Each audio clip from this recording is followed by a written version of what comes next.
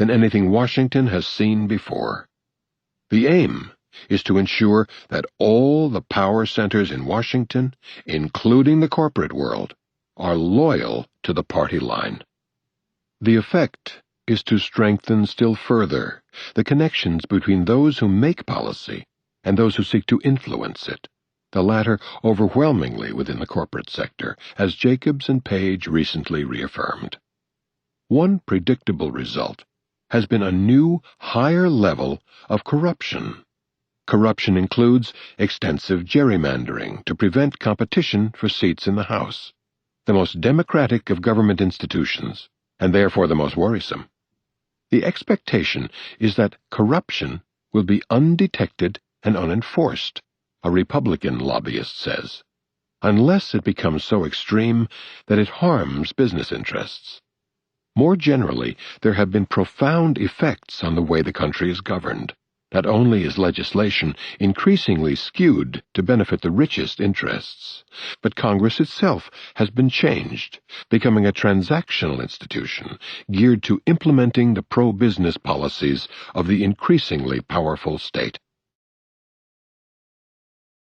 The same dedication to centralization of power is revealed in the dramatic increase in overall government secrecy, with a 5-fold increase in secrets kept from the population, according to the government's Information Security Oversight Office.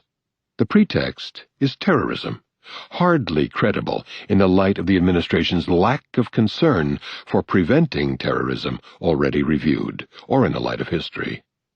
If the secrets are ever disclosed, the results are likely to be similar to what the study of declassified documents has generally revealed. For the most part, classification protects state power from scrutiny by the ill-informed and capricious public, whose knowledge of what is being done in their name might endanger freedom.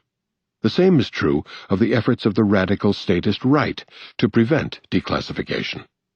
When the Reaganites barred revelations of U.S. overthrow of parliamentary governments in Iran and Guatemala in the early 1950s, it was not for reasons of security, apart from keeping the powerful state they cherished secure from the gaze of the annoying public. The same was true when the incoming Bush II administration intervened in the regular declassification procedures to block revelations of the Johnson administration's actions to undermine Greek democracy in the 1960s, leading to the first restoration of fascism in Europe. Radical rightists had no interest in protecting crimes of Democrats from exposure, but popular understanding of the workings of government is not conducive to instilling proper reverence for powerful leaders and their nobility. In pursuit of the same commitment to reactionary pro-business statism, the Republican leadership has been reconstructing both Congress and the White House into top-down systems, with important decisions placed in the hands of a tight group of West Wing loyalists in the executive branch, and with Congress controlled by a few leaders and conservative loyalists, in a manner that resembles the flowchart of a Fortune 500 business. In structure, the political counterpart to a corporation is a totalitarian state. There are rewards for loyalists, and quick punishment for those who cross party leaders. The anti-democratic thrust has precedence, of course, but is reaching new heights. It should surprise no one familiar with history that it is accompanied by the most august missions and visions of democracy.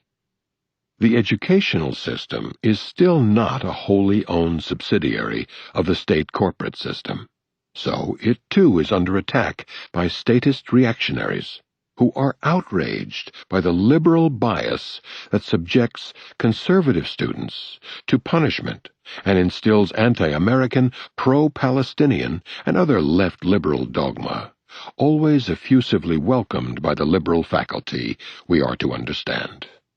As readers of Orwell would have expected, the effort to institute state controls over curricula, hiring, and teaching is carried out under the banner of academic freedom, another brazen resort to the thief-thief technique. Oddly, The takeover of the educational system by the anti-American pro-Palestinian left is not reflected in academic publications, a fact studiously ignored by the defenders of academic freedom in favor of random anecdotes of dubious merit. Also missing is an obvious way to estimate the scale of the anti-Israel extremism that is alleged to have taken over faculties. Conduct a poll to see how many believe that Israel should have the same rights as any state in the international system. Easy, but better avoided, for reasons that the organizers of the campaign understand very well. Congress is taking the first steps toward pressuring colleges to maintain ideological balance in the classroom, the press reports, a move that supporters insist is needed to protect conservative students from being graded down by liberal professors, claims that would scarcely merit ridicule among those familiar with the realities of the academic world.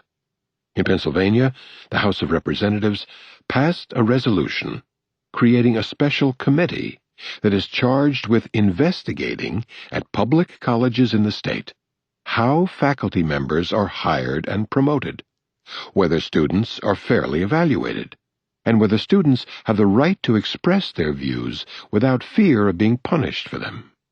The vote is a tremendous victory for academic freedom, said David Horowitz, author of the Academic Bill of Rights, which was the source of the legislation.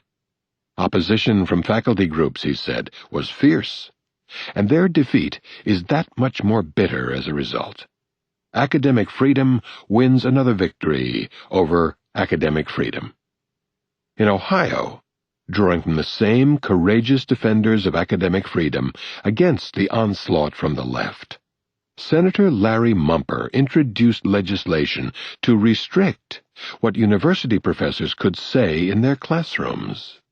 His Academic Bill of Rights for higher education would prohibit instructors at public or private universities from persistently discussing controversial issues in class, or from using their classes to push political, ideological, religious, or anti-religious views. Many professors, Mumper said, undermine the values of their students because 80% or so of them, professors, are Democrats, liberals, or socialists, or card-carrying communists who attempt to indoctrinate students. Thus, one can see why their resistance to academic freedom is so fierce, and their defeat so bitter. The proposal admittedly has merits.